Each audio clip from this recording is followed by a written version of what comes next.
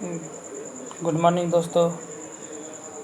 मैं Gyandeep mechanical gurus YouTube channel के माध्यम से आपके बीच पुनः प्रत्येक दिन की तरह आज कक्षा 6 का इतिहास अध्याय 5 लेकर उपस्थित हुआ हूँ। देखते हैं अध्याय 5 में प्रारंभिक शहर प्रथम नगरीकरण। चौपाल। गांव के चौपाल में रहमान और राजीव गांव के चौपाल में बैठे हुए थे। गांव के लोग अपने देश के बारे में चर्चा कर रहे थे। एक ने कहा कि भारतीय संस्कृति काफ़ी पुरानी है। दूसरे ने कहा कि अंग्रेज़ों ने हमें सभ्य बनाया। इस पर तीसरे व्यक्ति ने दूसरे व्यक्ति के विचारों का जोरदार विरोध किया और कहा कि भारतीय सभ्यता दुनिया की प्राचीनतम सभ्यताओं में से एक है। रहमान और राजीव एक दूसरे से कहने लगे कि भारतीय संस्कृति और भारतीय सभ्यता का क्या मतलब होता है। इसी के अनुरूप हम देखते हैं कि इस भारतीय संस्कृति और भारतीय सभ्यता का क्या मतलब होता है।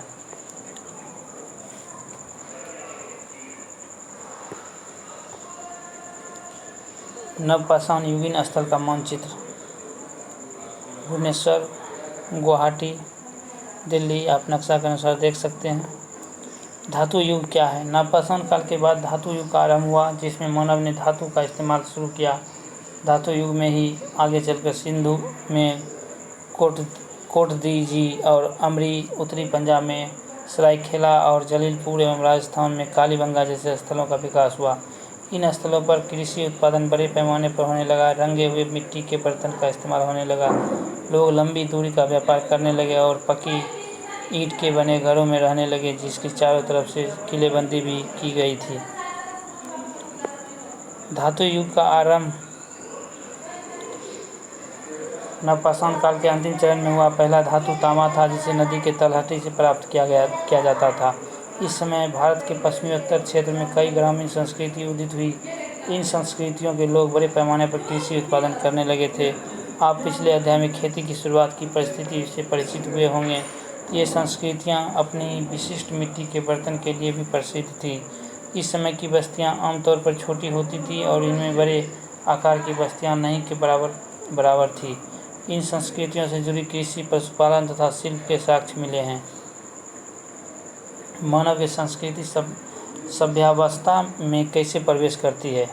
किसी भी क्षेत्र की संस्कृति को सभ्य अवस्था में प्रवेश करने के लिए कुछ मापदंडों को पूरा करना होता है। जैसे वह क्षेत्र के शहर में तब्दील हो गया हो, लेखन कला विकसित हो गई हो, शहरी आबादी के पालन पोषण के लिए ग्रामीण क्षेत्रों से जरूरी चीज़ों की पूर्ति होती हो, लंबी दूरी का व्यापार होता हो, कारीगरी, कलाकारी तथा विज्ञान आदि का विकास हो गया हो। नवपाषाण युग के बाद विश्व के कई हिस्सों में मानवीय संस्कृति ने सभ्य व्यवस्था में प्रवेश किया। भारत में हड़प्पा सभ्यता, इराक में मेसोपोटामिया की सभ्यता, मिस्र की सभ्यता, चीन की सांग सभ्यता। संस्कृति समाज में प्रचलित रीति रिवाज, खान पान, वेशभूषा, रहन सहन, धार्मिक संस्कार, आर्थिक क्रियाकलाप के तौर तरीके, कला कौशल के विविध रूप, भाषा, साहित्य की शैली आदि परंपराएं जो पीढ़ी दर पीढ़ी से चली आ रही हों, उसे ही संस्कृति कहते हैं। तो आपने देखा संस्कृति किसे कहते हैं। इस प्रकार संस्कृति से तात्पर्य व्यक्ति के परिष्कृत व्यवहार से है, जिसे समाज द्वारा सीखा जाता है एवं इसका हस्तांतरण एक पीढ़ी से दूसरी पीढ़ी तक होता रहता है। हड़प्पा सभ्यता की खोज। लगभग 150 साल पहले पश्चिमी पंजाब में रेलवे लाइन बिछाने के क्रम में पुरास्थल के खंडहर का पता चला। इस खंडहर के महत्व को नहीं समझ पाने के कारण रेलवे ठेकेदारों ने हड़प्पा खंडहर के ईंटों का इस्तेमाल रेलवे निर्माण में किया। इस अज्ञानता के कारण हड़प्पा की कई इमारतें नष्ट हो गई। सन 1921 ईस्वी में पुरातत्वविदों ने इस स्थल का व्यवस्थित उत्खनन किया। तब जाकर पता चला कि खंडहर उपमहाद्वीप के सबसे पुराने शहरों में से एक है। इसके बाद पुरातत्वविदों ने अनेक नगरों का पता लगाया, जिनमें मोहनजोदड़ो, कालीबंगा, बनावली, लोथल, धौलावीरा प्रमुख है। पुराविदों ने लगभग 2800 हड़प्पा स्थल का पता लगाया। चूँकि हड़प्पा नगर की खोज सबसे पहले हुई थी, इसलिए उपमहाद्वीप में हड़प्पा के समकालीन पाए जाने वाले सभी शहरों को हड़प्पा सभ्यता के शहर के नाम से जाना जाता है। इन सभी स्थलों से पुरातत्वविदों को अनेक महत्वपूर्ण वस्तुएं मिली हैं, जैसे मोहरे, मनके, माप, तौल के बाट, कारों के बने उपकरण, मिट्टी के बने बर्तन जिन पर काले रंग के चित्र बने थे। इन स्थलों से मूर्तियां भी मिली है। मानचित्र हड़प्पा सभ्यता के विस्तार क्षेत्र। हड़प्पा नगरों की स्थिति। हड़प्पा नगरों की स्थिति। नगर खोजकर्ता, वर्ष, नदी तट। बहुत ही इंपॉर्टेंट क्वेश्चन, यहाँ से 2 से 3 क्वेश्चन हर कंपटीशन एग्जाम में आना ही आना है, तो इसको आप स्क्रीनशॉट भी कर सकते हैं। मैं इसको बार बार रिवाइज भी कराते रहूँगा। नगर खोजकर्ता हड़प्पा दयाराम साहनी 1921 ईस्वी में रावी नदी तट पर। हड़प्पा दयाराम साहनी 1921 ईस्वी रावी नदी। मोहनजोदड़ो रखालदास बनर्जी 1922 ईस्वी सिंधु नदी। कालीबंगा ब्रजवासी लाल 1961 ईस्वी में घग्गर। लोथल रंगनाथ राव खोजकर्ता रंगनाथ राव वर्ष 1954 ईस्वी भोगवा नदी। धौलावीरा R.S. बिष्ट 1989-90। चनहुदरो गोपाल मजुमदार 1931 सिंधु नदी। चनहुदरो गोपाल मजुमदार 1931 सिंधु नदी। रंगपुर माधव स्वरूप वत्स 1931-53 मादोर। फिर से एक बार रिपीट करते हैं। हड़प्पा दयाराम साहनी 1921 ईस्वी रावी नदी। मोहनजोदड़ो रखालदास बनर्जी 1922 ईस्वी सिंधु नदी। कालीबंगा ब्रजवासी लाल 1961 ईस्वी घग्गर नदी। लोथल रंगनाथ राव 1954 ईस्वी भगवा नदी। धौलावीरा R.S. बिष्ट 1989-90। चनहुदरो गोपाल मजुमदार 1931 सिंधु नदी। रंगपुर माधव स्वरूप वत्स 1931-53 मादोर में। हड़प्पा सभ्यता के नगरों की विशेषता क्या थी? हड़प्पा सभ्यता के अधिकांश नगर 2 हिस्से में विभाजित थे। नगर का पश्चिमी महास्नानगार मोहनजोदड़ो में स्थित है। महास्नानगार मोहनजोदड़ो में स्थित है। आप चित्र के माध्यम से भी देख सकते हैं। महास्नानगार मोहनजोदड़ो में स्थित है। हिस्सा हड़प्पा सभ्यता के अधिकांश नगर 2 हिस्सों में विभाजित है। नगर का पश्चिमी हिस्सा छोटा परंतु ऊंची जगहों पर बसा था, जबकि पूर्वी हिस्सा बड़ा परंतु निचले इलाकों में बसा था। ऊंची जगहों पर बसे छोटे हिस्सों को पुरातत्वविदों ने नगर दुर्ग कहा और निचले इलाकों को निचला नगर कहा। माना जाता है कि नगर दुर्ग में शहर के सुखी संपन्न लोग रहते थे, जबकि निचले नगर में साधारण लोग रहते थे। नगर की 4 दीवारियों का निर्माण ईंटों से की गई हैं। ईंटों के निर्माण में दीवार बनाने के लिए ईंटों की चिकनाई में उच्च तकनीक का प्रयोग किया जाता था, तभी तो हजारों साल बाद ये दीवारें मजबूत से खड़ी रह सकीं। कुछ नगरों के दुर्ग वाले हिस्सों में बड़ी इमारतें और आवासीय ढांचे मिले हैं। इन इमारतों के नक्शे एवं निर्माण के तरीके विशिष्ट प्रकार के थे। मोहनजोदड़ो में एक तालाब मिला है जिसे पुरातत्वविदों ने महास्नानगार कहा है। तालाब के दोनों सिरों पर सीढ़ियां बनी हुई हैं। तालाब का फर्श तराशी गई ईंटों से बना है। इसमें पानी का रिसाव रोकने के लिए प्लास्टर के ऊपर चारकोल की परत चढ़ाई गई है। तालाब के पास ही एक कुआं मिला है। स्नानागार में पानी इसी कुएं से निकालकर भरा जाता था। स्नानागार में पानी निकालने की भी व्यवस्था की गई थी। स्नानागार के चारों तरफ कमरे बने हुए थे। ऐसा माना जाता है कि यहाँ विशिष्ट नागरिक विशेष अवसरों पर स्नान किया करते थे। हड़प्पा का अन्नागार। मोहनजोदड़ो हड़प्पा कालीबंगा और लोथल में एक समान विशेषताओं वाली संरचनाएं मिली हैं। इन संरचनाओं को अन्नागार या कोठार के रूप में पहचाना जाता है। अन्न रखने का जगह अन्नागार या कोठार के रूप में पहचाना गया। इसी तरह कालीबंगा लोथल जैसे नगरों में अग्निकुंड मिले हैं। संभवतः इसका इस्तेमाल यज्ञ के लिए किया जाता था। नगरीकरण का अर्थ। नगरीकरण एक प्रक्रिया है जिसके माध्यम से नगरीय जीवन पद्धति का विकास होता है। नगरीय जीवन पद्धति से तात्पर्य नगर में निवास करने वाले लोगों के वस्त्र, आभूषण, खान पान, बातचीत, संबंध, व्यवहार, पेशा इत्यादि से है। नगरीकरण की प्रक्रिया में एक नगरीय समुदाय अस्तित्व में आता है। इस समुदाय के पास सुख सुविधा के सभी आधुनिक साधन होते हैं। यहाँ यातायात एवं संदेश वाहक व्यवस्था विकसित होती हैं। शिक्षा, ज्ञान, विज्ञान, चिकित्सा इत्यादि से संबंधित अनेक संस्थाएं होती हैं। आधुनिक साधन तथा बहुमंजिली इमारतें इसकी विशिष्टता होती है। जगह जगह आवासीय कॉलोनी होती हैं। जल आपूर्ति, बिजली आपूर्ति, सफाई, यातायात इत्यादि की देखरेख प्रशासन द्वारा की जाती है। नगरीकरण की प्रक्रिया में गांव अपना स्वरूप खो देता है और वहां कृषि कार्य नहीं होता है। जरूरी खाद्य सामग्रियों की आपूर्ति खेतीहर इलाकों से होने लगती है। भारत में नगरीकरण की प्रक्रिया हड़प्पा संस्कृति के समय से हुई जो आज भी जारी है। भारत की लगभग 28% जनसंख्या का नगरीकरण हो गया है। इमारत, सड़कें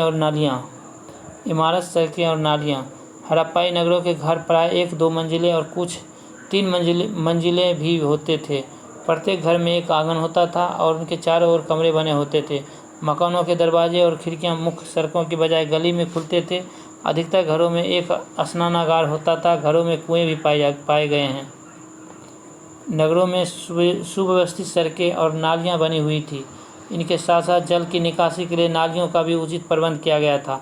नगर योजनाबद्ध तरीके से बसाए गए थे, जिसकी गलियां तथा सड़कें एक दूसरे को लगभग समकोण पर काटती थी। इस तकनीक की वजह से शहर कई आयताकार खंडों में विभाजित हो जाता था। जल निकासी की व्यवस्था बहुत अच्छी थी। घरों से निकलने वाले मल जल पास की गली में बनी हुई मध्यम आकार की निकास नालियों तक पहुंचते थे। मध्यम आकार वाली नालियां बड़ी सड़कों के साथ साथ बने हुए बड़े नालों में मिलती थी। नाले ईंटों से ढके होते थे। बड़े नालों में जगह जगह पर आयताकार गड्ढे बने होते थे, जिनमें गंदगी इकट्ठा होती रहती थी। गंदगी को एक निश्चित समय पर साफ किया जाता था। इससे पता चलता है कि हड़प्पा सभ्यता के लोग स्वास्थ्य तथा सफाई के प्रति कितने जागरूक थे। कुआं का चित्र।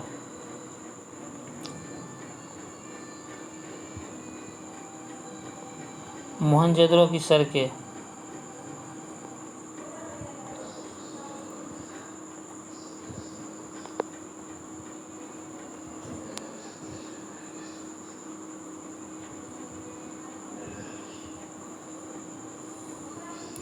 नगरीय जीवन। हड़प्पाई नगरों में पाई गई आवासीय इमारतें, सड़कें, गलियों, नालियों की सुनियोजित व्यवस्था इस तथ्य को उजागर करती है कि हड़प्पा के शहरों की योजना में कुशल शासक वर्ग का हाथ रहा होगा। यह भी संभव है कि शासक शहर के लिए जरूरी धातुओं, बहुमूल्य पत्थर एवं अन्य उपयोगी चीज़ों को मंगवाने के लिए लोगों को दूर दूर के प्रदेशों में भेजते होंगे। नगर निर्माण में ईंटों के उपयोग से स्पष्ट होता है कि लोग व्यापक पैमाने पर ईंट बनाने का काम करते होंगे। इस नगर में लिपिक भी होते थे जो भोजपत्र या कपड़े पर लेखन कार्य करते थे, जो अब नष्ट हो चुके हैं। उनके द्वारा मुहरों, हाथी दांत आदि पर लिखे अभिलेख प्राप्त हुए हैं। इसके अलावा नगरों में सोनार, पत्थर काटने वाले, बुनकर, नाव निर्माता जैसे शिल्पकार स्त्री पुरुष भी रहते थे, जो अपने घरों या निर्माण स्थल पर तरह तरह की चीज़ें बनाते थे। हड़प्पाई नगरों के निवासी सूती वस्त्रों तथा गर्म कपड़ों का उपयोग करते थे। स्त्री पुरुष बाजूबंद, अंगूठी, चूड़ी, कमरबंद, कान की बाली तथा पायल जैसे गहने पहनते थे। इनके निर्माण में सामान्यतः सोना, चांदी, हाथी दांत तथा तांबा का प्रयोग होता था। गहनों के निर्माण में गोमेद, स्फटिक जैसे बहुमूल्य पत्थरों का भी इस्तेमाल किया जाता था। लोग चौक पर निर्मित आग में पके हुए मिट्टी के सादा तथा चित्रकारी वाले बर्तन का इस्तेमाल करते थे। तांबा, कांस, चांदी तथा चीनी मिट्टी के बर्तनों का भी उनके द्वारा उपयोग किया जाता था। सख्त पत्थरों से माप तौल के लिए वाट तथा गहने के तौर पर इस्तेमाल के लिए मनके का निर्माण किया जाता था। बच्चों के खिलौने में छोटे चक्के वाली बैलगाड़ियाँ, पशु मूर्तियाँ आदि प्रमुख रूप से बनाई जाती थी। लोग पासे का खेल भी खेलते थे। मोहरे। हड़प्पा सभ्यता के विशिष्ट लक्षण। हड़प्पाई शिल्पकला में शिल्पकारों द्वारा पत्थर की बनी हुई मोहरों महत्वपूर्ण स्थान रखती है। मोहरों का प्रयोग संभवतः धनी लोग अपनी निजी संपत्ति को चिन्हित करने और पहचानने के लिए करते थे। हड़प्पाई मोहरें अपनी 2 महत्वपूर्ण विशेषताओं के लिए जानी जाती हैं। प्रथम, इस पर जानवरों की सुंदर कलाकृतियाँ मिलती हैं और दूसरी, इस पर कुछ लिखा होता था। मोहरों पर लिखे अधिकांश लेखों में 2 से 4 शब्द ही पाए गए हैं। इस तरह हड़प्पाई लोगों का आर्थिक जीवन कैसा था। हड़प्पाई नगर गाँव से घिरा होता था। गांव के लोग ही शहर में रहने वाले लोगों के लिए खाने का सामान उपलब्ध कराते थे, ठीक वैसे ही जैसे आज के शहरों की खाद्य सामग्री गांव वाले उपलब्ध कराते हैं। हड़प्पाई लोग गेहूं, जौ, मटर, धान, तिल, सरसों से परिचित थे। खेती जमीन को खोदकर तथा हल से भी की जाती थी। सिंचाई कुओं और नदियों पर बांध बनाकर की जाती थी। खेती के अलावा हड़प्पाई लोग पशुपालन भी करते थे। गाय, भैंस, भेड़ और बकरियां मुख्य पालतू पशु थे। भोजन प्राप्त करने के अन्य साधन के रूप में खाद्य संग्रहण एवं शिकार भी चलता रहा। हड़प्पा संस्कृति में व्यापार का बड़ा महत्व था। यह व्यापार हड़प्पा सभ्यता के भीतरी एवं बाहरी क्षेत्र से भी होता था, लेकिन वस्तुओं के निर्माण के लिए आवश्यक कच्चे माल की उपलब्धता हड़प्पाई नगरों में अपर्याप्त थी। इसलिए हड़प्पाई सभ्यता के लोग राजस्थान खेतरी से तांबा, कर्नाटक कोलार से सोना, अफगानिस्तान एवं ईरान से चांदी, अफगानिस्तान बदख्शां से बैदरुल मणि, मध्य एशिया से फिरोजा, गुजरात से समुद्री उत्पाद, जम्मू से लकड़ी आदि प्राप्त करते थे। मेसोपोटामिया अभिलेखों में मेलुहा की चर्चा मिलती है। मेलुहा सिंधु क्षेत्र का प्राचीन नाम है। इससे स्पष्ट होता है कि हड़प्पा सभ्यता का व्यापारिक संबंध मेसोपोटामिया सभ्यता से था। नगरवासियों का धार्मिक जीवन। हड़प्पाई लोग धरती को उर्वरता की देवी मानते थे और उनमें मातृ देवी की पूजा का खूब प्रचलन था। हड़प्पा में पकी हुई मिट्टी की स्त्री मूर्तियां भारी संख्या में मिली हैं। एक मुहर पर पुरुष देवता का भी चित्र मिला है। चित्रित देवता का संबंध पशुपति महादेव से स्थापित किया गया है। इसी तरह हड़प्पावासी वृक्ष और पशु की पूजा करते थे। इनके बीच एक सींग वाला जानवर जो गेंडा हो सकता है का विशेष महत्व था। उसके बाद कुबर वाला सांड महत्वपूर्ण स्थान रखता था। हालांकि मातृ देवी, पुरुष देवता अथवा पशु पूजा के अतिरिक्त किसी मंदिर का साक्ष्य हड़प्पा सभ्यता में नहीं मिला है। हड़प्पाई लोग संभवतः भूत प्रेत और जादू टोना पर विश्वास करते थे, इसलिए पशुपति मोहर देख सकते हैं। इसलिए उनसे बचने के लिए ताबीज पहनते थे। हड़प्पाई लोग मृतकों को दफनाते एवं जलाते भी थे। सूक्ष्म निरीक्षण में देखते हैं। धौलावीरा गुजरात के उत्तर पश्चिमी कोने में बसा था। धौलावीरा गुजरात के उत्तर पश्चिमी कोने में बसा था। धौलावीरा हड़प्पाई शहरों में दो कारणों से महत्वपूर्ण स्थान रखता है। प्रथम, संपूर्ण शहर 3 भागों में बटा हुआ था: गढ़ी, मध्यनगर, निचला नगर। इसमें गढ़ी और मध्यनगर की अपनी अपनी किलेबंदी थी, जबकि निचला नगर किलेबंद नहीं था। गढ़ी और मध्यनगर किलाबंद होते हुए भी आपस में जुड़े हुए थे। गढ़ी और मध्यनगर में खूब चौड़ा और खुला मैदान बना हुआ था। ऐसा लगता है कि यह खुला मैदान राजकीय, सामाजिक, धार्मिक सभाओं, उत्सवों या समारोहों के लिए इस्तेमाल किया जाता होगा। दूसरे, यहाँ से एक ऐसे शिलालेख की प्राप्ति हुई है जिस पर बड़े अक्षर अंकित किए गए हैं। प्रत्येक अक्षर को दूध जैसे सफ़ेद पत्थर के टुकड़ों को मिलाकर धातु या स्फटिक चूर्ण की लेई की मदद से बनाया गया है। लोथल खंबात की खाड़ी के निकट अहमदनगर से 80 किलोमीटर की दूरी पर स्थित एक हड़प्पाई नगर था। शहर की किलेबंदी की गई थी, लेकिन किले के भीतर निजी और सार्वजनिक दोनों प्रकार के घर थे। गोदाम, मनके और फारस की खाड़ी की मोड़ें यहाँ से पाई गई हैं, लेकिन लोथल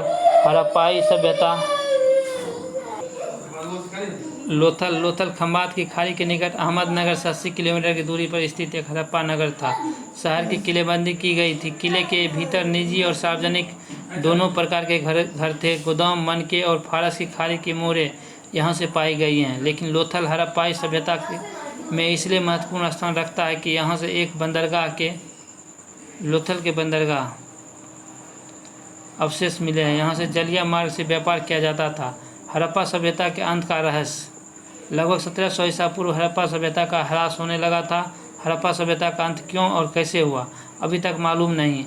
हड़प्पा सभ्यता के विनाश के लिए विद्वानों ने बहुत से कारण बताए हैं, जैसे बाढ़ ने शहरों को डुबो दिया, भूमि में नमक की मात्रा और बंजरता बढ़ गई, बाहरी लोगों ने हड़प्पावासी पर हमला कर उन्हें समाप्त कर दिया। इसी तरह यह भी कहा गया है कि वातावरण में भौतिक, रासायनिक परिवर्तन एवं पारिस्थितिकी तंत्र में बदलाव हुआ, जिससे लोग सैंधव सभ्यता के स्थलों से दूर जाने के लिए विवश हो गए। हड़प्पा संस्कृति के बारे में कहा जाता है कि सभ्यता के बड़े बड़े तत्व का ह्रास जरूर हुआ, लेकिन हड़प्पा संस्कृति के बहुत से तत्वों की निरंतरता आगे विकसित होने वाली ताम्र पाषाणिक संस्कृति में बनी रही। यह संस्कृति राजस्थान में आहट संस्कृति, मध्य प्रदेश में मालवा संस्कृति, महाराष्ट्र में इनाम गांव एवं जारवे संस्कृति के नाम से जानी गई। आज भी हम मातृ देवी की पूजा एवं धार्मिक क्रियाकलाप करते हैं, जिसकी शुरुआत हड़प्पा संस्कृति में हुई थी। अभ्यास प्रश्न देखते हैं। निम्नलिखित में से कौन हड़प्पा कालीन स्थल नहीं है? मोहनजोदड़ो, कालीबंगा, लोथल, हस्तिनापुर। हस्तिनापुर नहीं है। किस शहर में बंदरगाह के अवशेष मिले हैं? आप क्वेश्चन का स्क्रीनशॉट कर सकते हैं और आंसर कमेंट बॉक्स में डाल करके दे सकते हैं।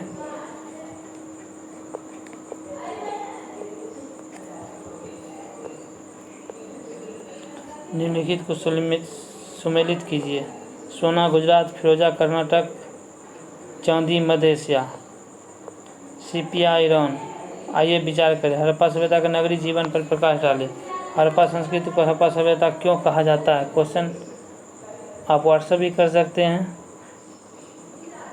आइए चर्चा करें। 3 क्वेश्चन इसमें भी है, स्क्रीनशॉट करते जाइए।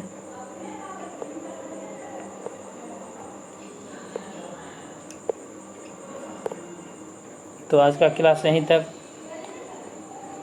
वीडियो अच्छा लगे तो सब्सक्राइब ज़रूर करें, शेयर जितना हो सके उतना कीजिए। धन्यवाद।